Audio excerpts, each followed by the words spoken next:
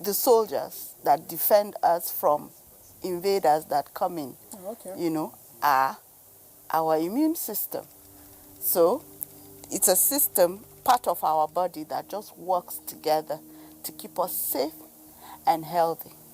So simply put, that's what the immune system is. Okay, well, this immune system, a lot of times we are confused. Are there people who are primarily, born with low immune system? Somebody was telling me she was sick and they told her immune system is low. I don't know if you ever heard that before. Are there people who naturally come out with a poor immune system? Okay, so generally, the immune system is made up of cells, and organs in the body with proteins that come together to fight germs. Proteins, yes. Just in the our same body, type we have like in chemicals. egg? Yes. Oh, okay. Like chemicals in our body, proteinous chemicals in our body that come together to fight germs. So we have these cells, different kinds of cells. You have those that we call B cells, B lymphocytes, and then you have the T lymphocytes. So these are white blood cells that are in our blood circulating, and then in the organs, and they, keep us from, or at least protect us from invading organisms. But there are times that some people, they have certain conditions that make it difficult for them to form these cells that now protect the body. So there are certain disease conditions that make that to happen. And so, something that you would just react to within a day or two, you come up with antibodies to fight the infection. It will take them longer because, their body is not producing the cells as quickly as possible. Sometimes it is also that, like I said, cells are made up of protein mostly. And so when you have some, deficiency in protein, some kind of malnutrition, it will also affect the way you respond and build up immunity. And then there are also some micro elements, we call them vitamins, minerals, that are essential for us to build, for these cells to build up in our body, and then for it to develop or to, build up proteins that help us to fight germs. So when you are deficient in some of those microelements, your response is delayed or is hampered, or it doesn't happen at all. And then in that case, we say that your immunity is low. I don't know if you've heard some people will tell you to build your immune system. You need to do a lot of fruits and vegetables. Now I'm hearing extra protein. Never really occurred to me. I thought mostly protein was for those who are, that song, I'm on protein diet. To try to lose weight. I don't know the song. I don't know the song, but what I know is from listening to her, I just kept telling myself, okay, this is one of those times when you really wish, despite the fact that you're a pure art student, you had really listened to the teachers when they were teaching you about health science and biology, and you were not just sitting there and saying, okay, let me just write this exam and pass and go, But I think coming from a layman's perspective, and I don't know, the doctor will be able to throw more light on this, there's the perception that some people are born more robust than others, even without underlying health conditions. For instance, and maybe it's not something that we just pull out of the sky. You can have children, of course they're coming from the same gene pool. Then there's this person that never gets sick. There's this other person who does not have any underlying health anything, but is always sick, coming down with a fever, malaria, if there's a rash, that's the first person that will get it, and so on and so forth. So I think over time, some people come to the conclusion that, okay, some people are born naturally more robust than others health-wise.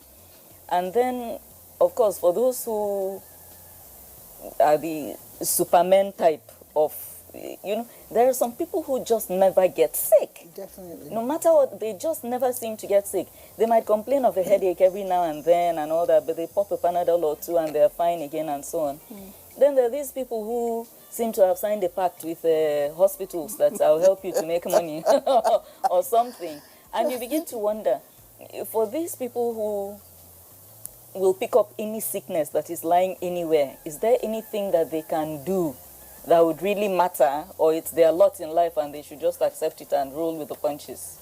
I actually cue into what you say. Remember when we talked about weight management? And I mentioned that when I was small, I was always like, helping my parents, help doctors get money, because I was always in the hospital.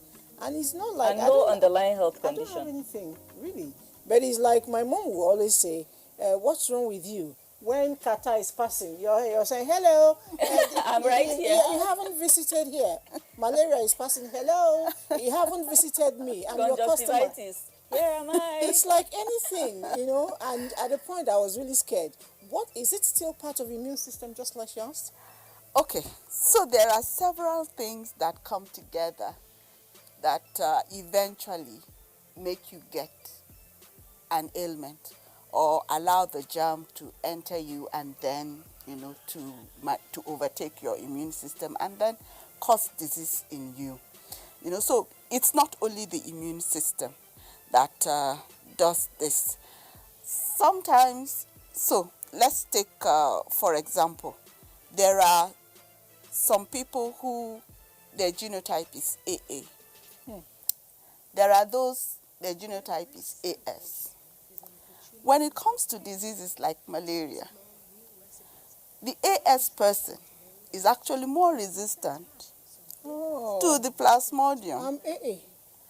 So you that is AA, you're more likely to come down with malaria more often than somebody who is. So it's not only about the immunity.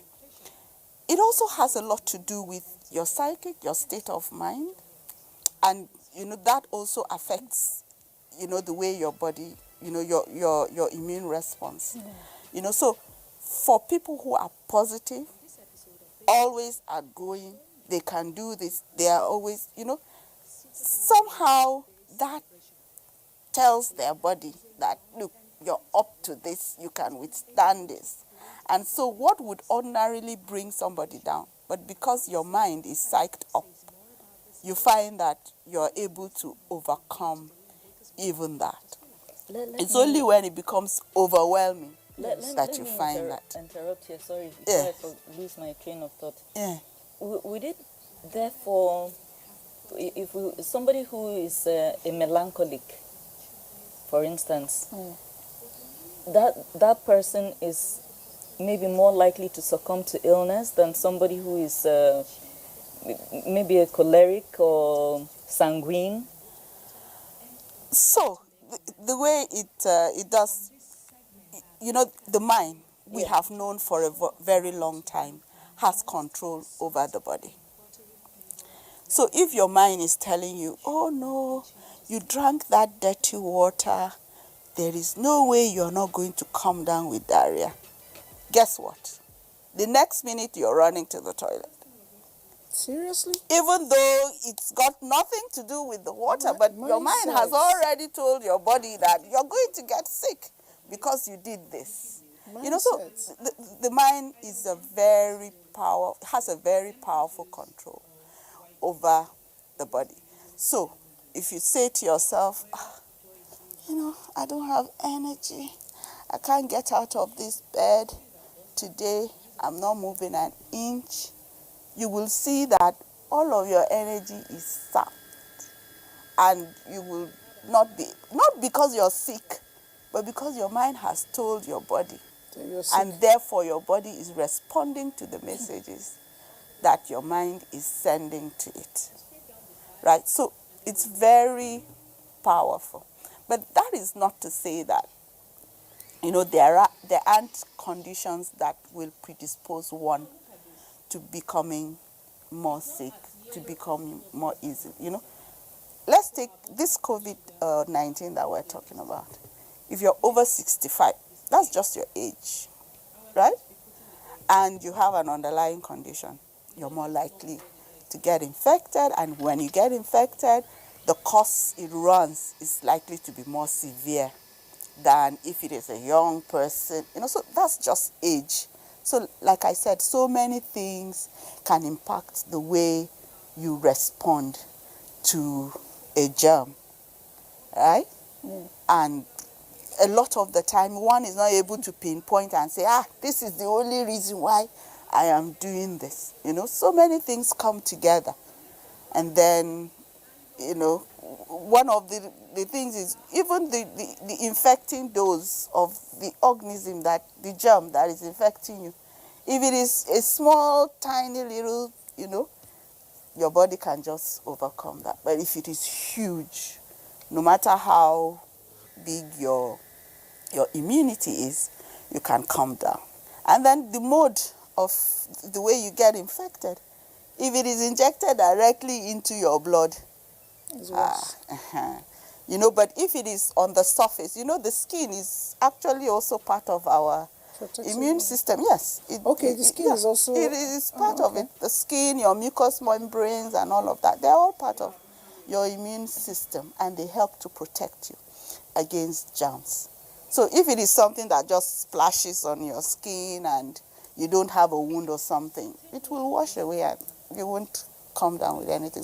So many things come together to determine eventually whether you get down with an ailment or you're able to continue to work and, you overcome it. But certainly the immune system plays a huge role. All right, the immune system plays a huge role, but like you mentioned, certain things can affect those immune system. I'd like to ask, lifestyle changes, our daily lifestyle, what are those things we do to, militate or bring down the level of our immune system? What are those things? Because I know that personally, if I don't sleep well, and my well has a certain number, how many hours do you sleep? It depends. You used to be a politician. I'm sure you're still one. Politicians don't sleep well. Ordinarily, about 7 hours. 7 hours. About Okay. That's good. That's a good one. That's good. All right. Yeah. If I do less than 7, actually, I don't coordinate well. Yeah. If I do less than, sometimes 6, okay, I will still, it's pardonable, but it mustn't happen every day. But beyond 6, 7 hours, any other thing less than that, you're talking to me in the daytime, I feel like vapor is in my brain. Dreaming. So I don't know if that also affects our immune system. When it's that way, is my immune system, under attack or something? I don't know. What are other things we can do to help to bring it down? Okay, so why don't I talk on the positive side? Okay. Let's talk about those things that can help your immune system. Yeah, but the negative one will also be nice because there are some people. So the corollary Yes. will then be those things that will bring it down. Okay. Right? And so, when you talk to people, when you have conversations, people are always talking, I need to get this supplement or that one. I hear is an immune booster. Meaning that if you don't take those supplements, your immune system will go down, right? And, so there may be some truth to that, but I'm not sure, and science generally is not usually very supportive of some of those things that people say, and a lot of the time they come up with herbs and so on that have not been researched, and nobody is able to say what the active ingredient is, so we're a bit skeptical about that. But generally, things that we do to keep us healthy will automatically build your immunity. And therefore, if you do things that, will not make you healthy, it means it will also bring down your immunity. So what are some of the things that we do that keep us healthy, that can boost our immunity? So the first one is make sure you eat the right things, right? At the right time. So fruits, vegetables, very essential. They have to be part of your meal. Fruits, Protein, vegetables. yes, fruits and vegetables. Remember I talked about those tiny vitamins, yes, and minerals, that you need them, actually not in large quantity, but you need them so that some of those chain reactions that happen in your body that will help you to fight the germ, requires these minerals and vitamins. So fruits, vegetables, essential. Then protein. The cells, after water, the next ingredient is protein, that is used to manufacture those cells. And your cells, even those B and T lymphocytes that I talked about, are continually being turned over.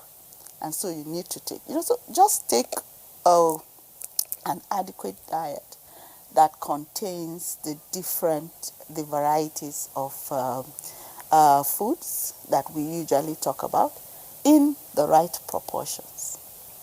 So when you say right proportion,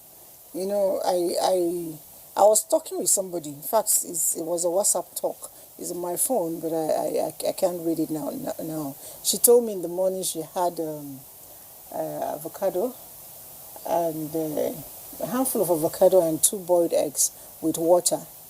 For lunch, she said she did 2 eggs again, a bit of a cabbage.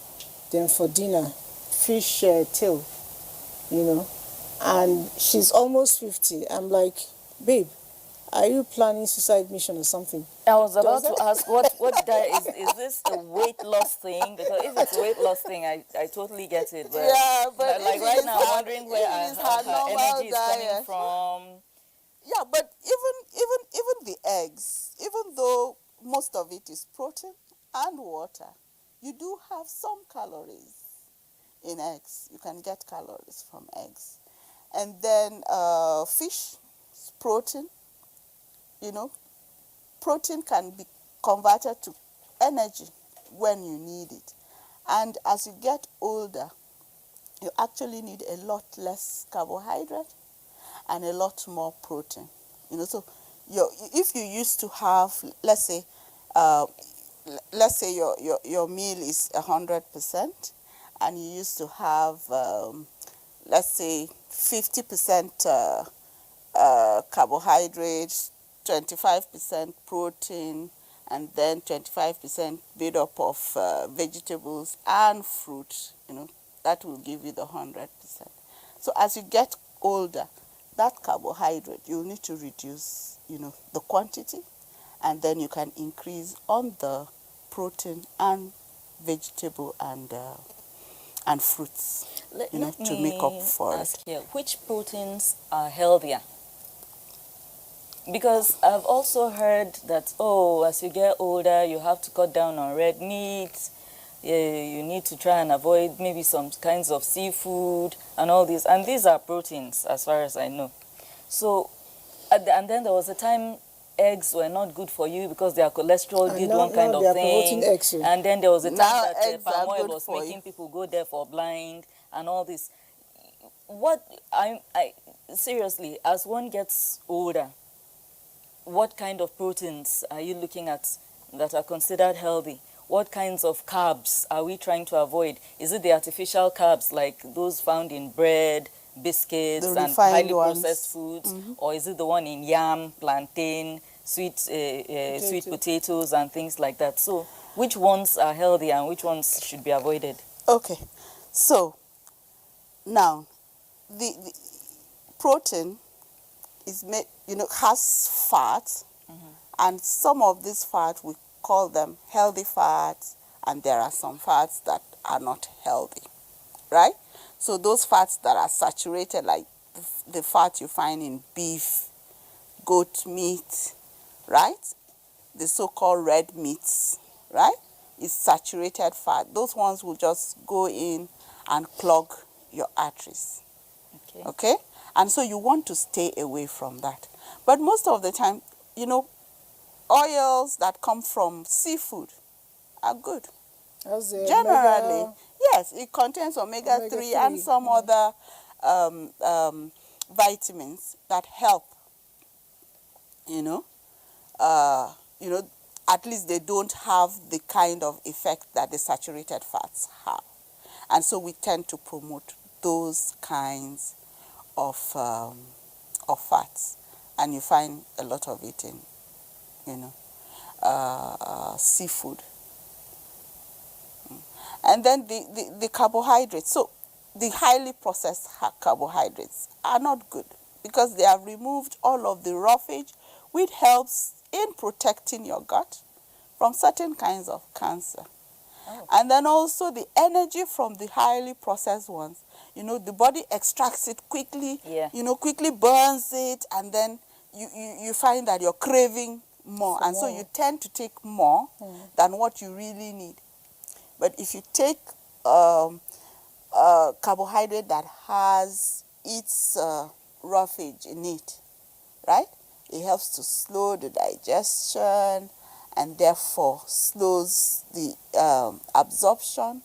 And, you know, you absorb it as you need it, not because it is there and has to be quickly removed. So, you take our yam.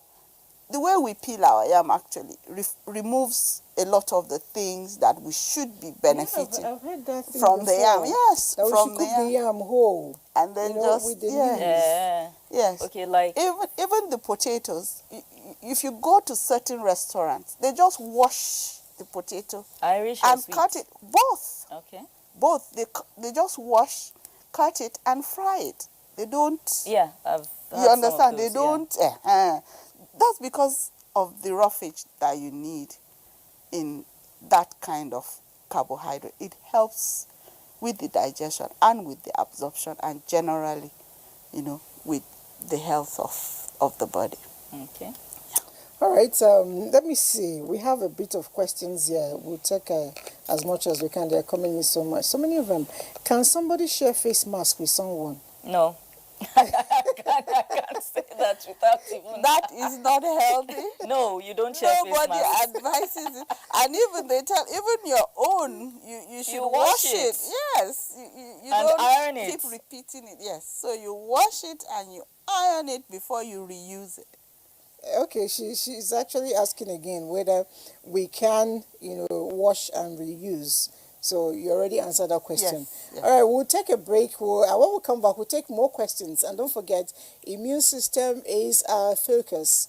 When we come back, as much as we take the question, we'll also be looking at the immune system to ensure that we don't cause ourselves damage and expose ourselves unnecessarily. The show is Conversation. Let's take a break now. Of the coronavirus pandemic, information management is key. I'm Cyril Stober. Fatima Umar Buba. Joseph Johnson. Ian Ray John. Muhammad Kudu Abubakar. Jumbo Yusuf. My name is Kirian Umaya. Here in NTA, we're working very hard to make sure that everything we broadcast is accurate and up to date. Misinformation spreads very fast. The social media has been a huge conveyor of misleading information from one individual to another, then to another set of groups. In a short while, it goes viral, and before you know it, it is all over the world. There have been several misleading information on coronavirus, COVID-19. Recently, the misconception of 5G as a cause of coronavirus is becoming widespread. Another is the belief that hot beverages and alcoholic drinks are internal cleanser for COVID-19, thereby leading to excessive consumption of these drinks. The use of local concoctions as treatment for COVID-19 are yet to be scientifically proven. However, there has been several theories about the efficacies of these concoctions. We should stay safe and denounce all manner of fake news and misleading information on COVID-19. For medical advice, go on the WHO website, Nigeria Center for Disease Control NCDC website or stick with the advisories from the Presidential Task Force on COVID-19 or other authentic official sources. NTA is one of them.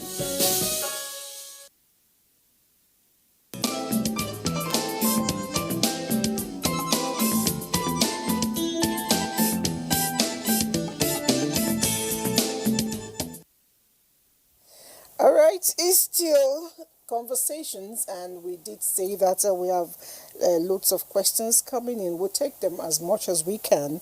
And somebody's writing it from Otokpo in Benue State, and is asking Dr. Kwamo to explain how malaria affects different genotype. We already talked about it.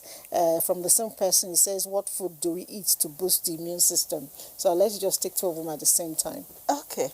So I was citing the example of malaria and genotype just to say that there are several factors in the body that determine how we respond to disease. And one of the common ones is we know that in Nigeria we have a number of, the sickle cell gene is very common.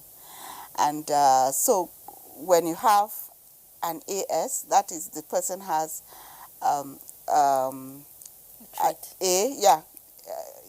the A and sickle cell trait, the person is more resistant to the falciparum malaria, falciparum type of malaria that is common here in Nigeria too. So you will find then that the person that is AA does not have the S whatever. So that protection is not there. And so that person is more likely to come down with malaria. But we're not saying that the protection is in the S, because if you then go to people who are SS, you find that they are also more prone to malaria. But somehow the combination between the A and the S provides some kind of protection. Immune. Yes. Okay. That that protects you from the falciparum type of malaria. And then with regards to the kinds of food that we eat to boost our immunity, so remember I talked about the vegetables and the fruits. And we thank God that in Nigeria every season we have some kind of fruit that is in season. And then you have the very common vegetables that if it is just where you pour out the water that you wash your plates, if you go around there, you will find some edible vegetable. Yeah, they grow growing. on their own. Yes, they grow on their own. So these are things that help to boost immunity, and therefore we should be using them. I know that many people will say, oh, supplements, we buy this, you buy that, you buy that. Supplements are expensive. If you spend just 1/10 of the money that you would spend on a supplement in buying fresh vegetables and fresh fruits and eating, you will have enough of those minerals and vitamins that you will need to boost your body's and immunity. I always think some people will tell you that it's still expensive to buy this vegetable, and I say plant it in your homes. Some will say we live in an apartment and it's upstairs, there's no soil to flower and pots. I say you can use a flower pot. Yes. Plant your For me, it's about the irony of the fact that in Abuja, for instance, your typical banana fruit is more expensive than plantain. It's expensive, and actually. it's not like you eat it and be full. In fact, there are people who tell you that fruits serve as appetizers for them. In fact, it opens the belly now. You understand? So, you're bringing out maybe 1,500 naira to buy this bunch of bananas, which if you don't clear in 2 days max will go bad. You're not going to get full. You will not be satisfied after eating it. You're still going to eat something else, and so on. So at the end of the day, when people choose to and then based also on your lifestyle, if you're constantly on the go, sometimes fruit, apple, this, you just can't do it. And then you invest in supplements, of which I understand they are far more concentrated, the capsule or the tablet or whatever, so that you pop it on the go and move. I know they certainly can't be better than the original thing, but I'm also thinking that, what about lifestyle? What about the way you work? What about the fact that they have a shelf life? If you buy supplements, maybe they're still good for like, 3 years before they expire or whatever, and the duration within which you're going to take them, you cannot get that out of fruits, you can't get it out of vegetables. Yeah. So, I don't know. I'm not completely against supplements. Yeah. They are good ones, because I know there are a lot of scams out there too. Yeah. Yeah, But you know, the you know, if you just take a pill of supplement and pop it, it won't be filling. No, but that's it's not food, so you don't expect it to be filling. But bananas. So banana, you don't just eat only banana. You add a vegetable. Remember, I talked about having an adequate diet. You have your little protein, and you have your carbohydrate. Put it all together. It provides you with what you need, and it will end up being cheaper than a supplement. Remember that the supplement will give you maybe just 1 or 2 in the concentrations that you need. The others will just be additions that they're putting on to attract you.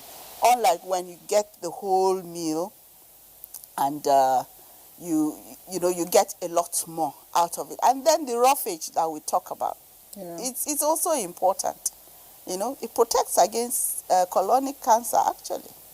So you get additional advantage from taking fresh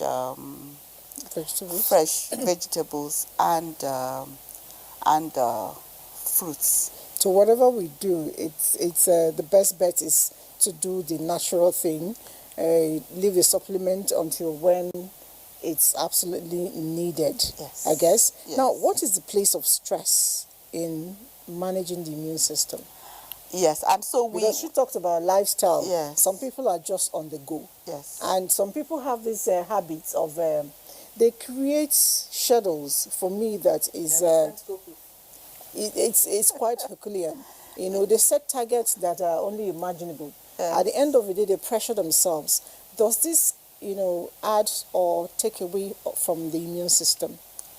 So stress takes away from the immune system. Remember we talked about, the mind and how the mind, so stress, has an effect on your emotional and psychological health. And so,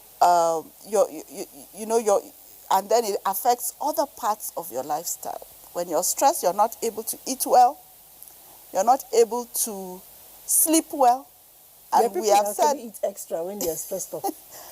when they they're eat the wrong eating, food. So Yes. when they're eating extra, it does not necessarily mean they're eating well. Yes. So the difference is eating well. Okay. And then when you're stressed, even the exercise that you would ordinarily do just to rejuvenate yourself, you find that you're either overdoing it or you don't have the energy to do that at all. So stress affects different aspects of your life which have an impact on your immunity. So invariably when you're stressed, you find that your immunity goes down. And I give myself as an example. When I'm stressed, automatically I get a runny nose. A runny nose. A runny nose. If it's not, they'll call it COVID. They will call it COVID. So this is just to tell you that I'm not stressed in any way. But when I am stressed, I get a runny nose. Okay. Even before exploring what to do or how stress affects us, what is stress? If you were to define it, what would you say it is? Well, I would just say that it's a condition that, puts undue pressure on your systems, such that your system either, over or underreacts in order to cope with that pressure, right? So any condition that puts undue pressure on your system, and then your system has to do some other things in order to cope. That I would call stress. All right. Somebody says, "Good morning, doctor. I am always sick of typhoid almost every 2 weeks, and I take typhoid drugs. What could be the cause?"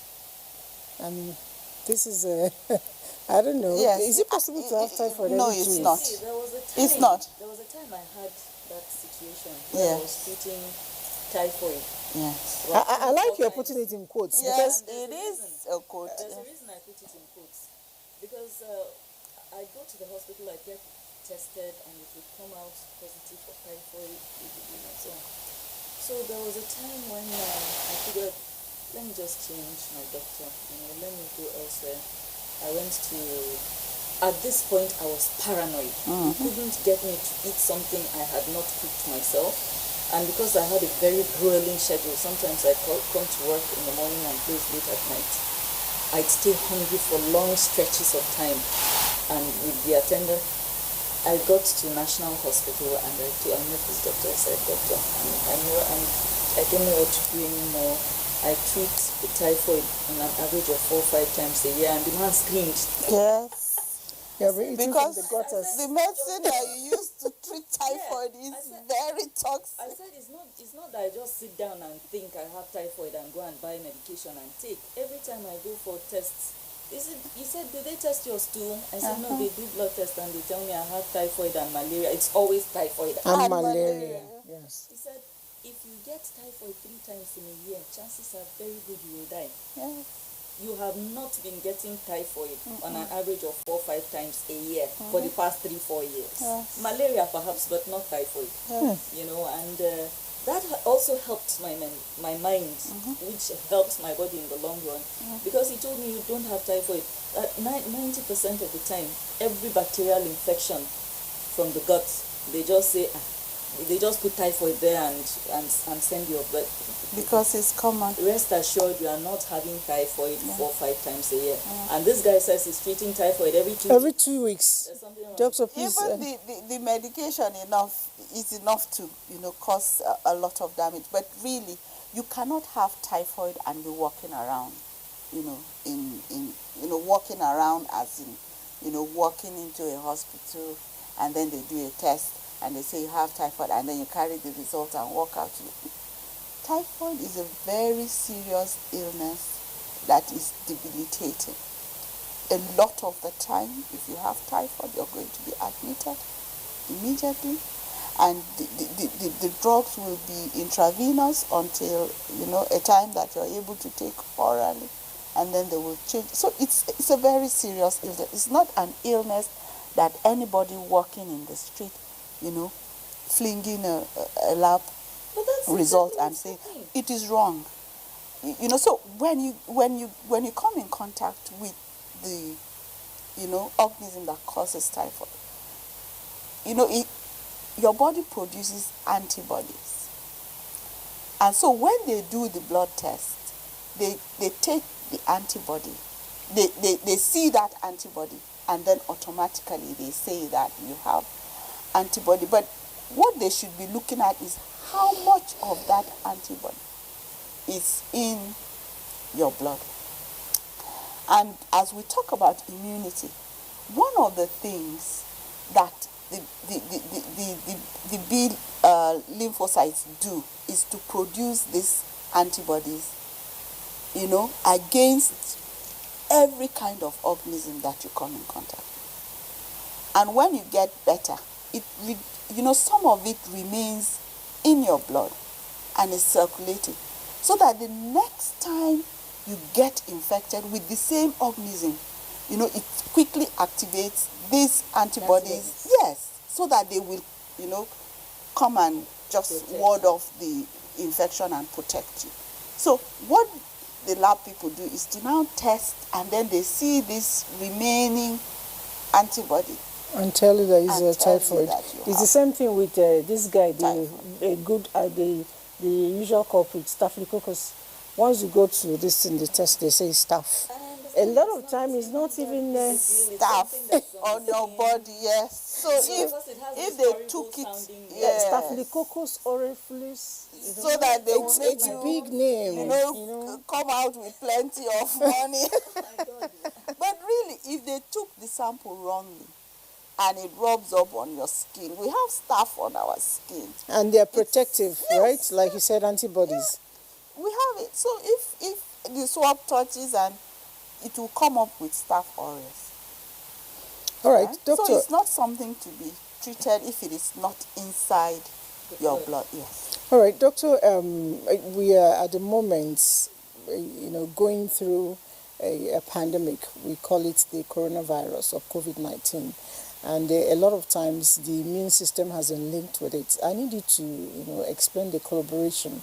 What has the immune system got to do with COVID-19? Yeah. So the way that the immune system reacts is that when it comes across a germ, it mobilizes, by either producing chemicals, proteins, antibodies, we call them, to, either neutralize the organism, or, there are cells that come swallow the infected organism and so on, infected cell, and thereby removing it from circulation. So that, so the immune system reacts, to a challenge by germs. However, in COVID, the way that your immune system reacts is in such a way that it overwhelms your body. So it overreacts. And it is that overreaction that then causes destruction of your lungs. Yes. So it is actually the reaction of your body that makes the COVID-19 virus infection worse. Right? Yes. But so if you have an immune system that is slow, does not react and so on, so you're more likely to wade, the infection. But if your immune system is active,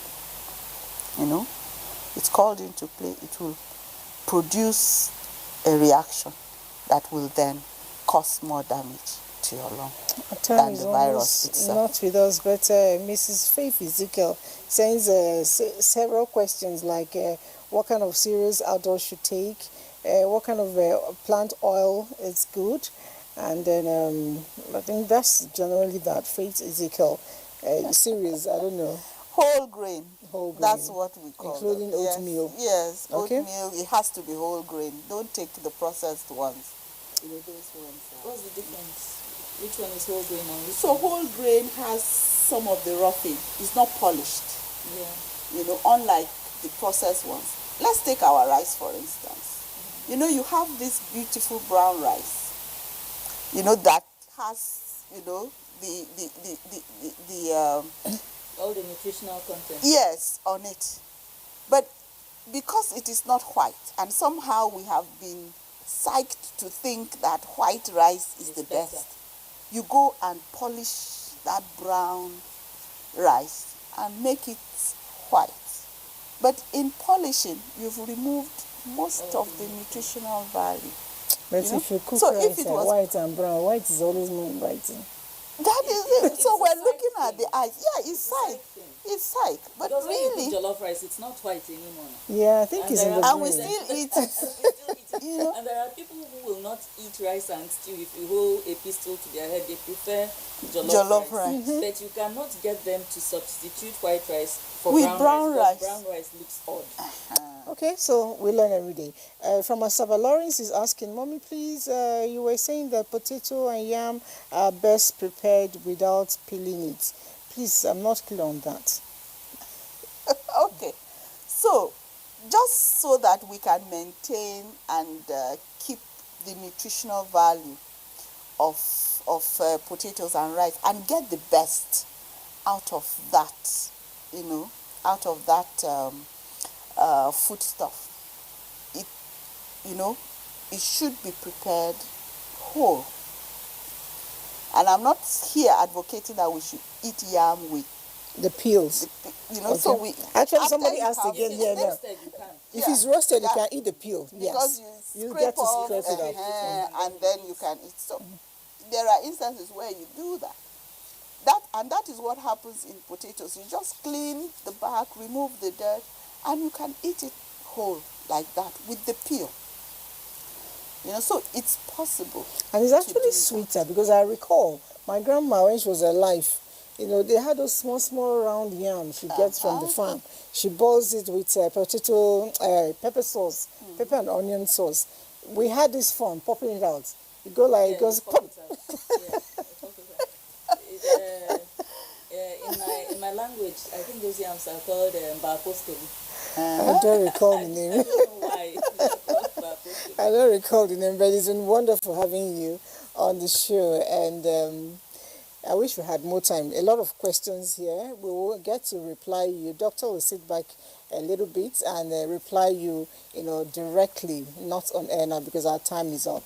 But rest assured that you get your response as soon as possible. The show is Conversations. I will be speaking with Dr. Zipporah Bamo. Nice to have you with us. Thank you so much. And I'm not going to introduce Mom because I don't know. It's been a wonderful one. Nice learning experience, too, Yes. I must say, and I hope people enjoyed talk today. All right, we'll see you again next week. The show is Conversations, coming your way with everything discussable. I'm Elizabeth, and the station or channel is the Nigerian Television Authority, the largest TV network in Africa. Be good citizens, and very importantly, love yourself, take care of yourself, give yourself good health. Bye for now.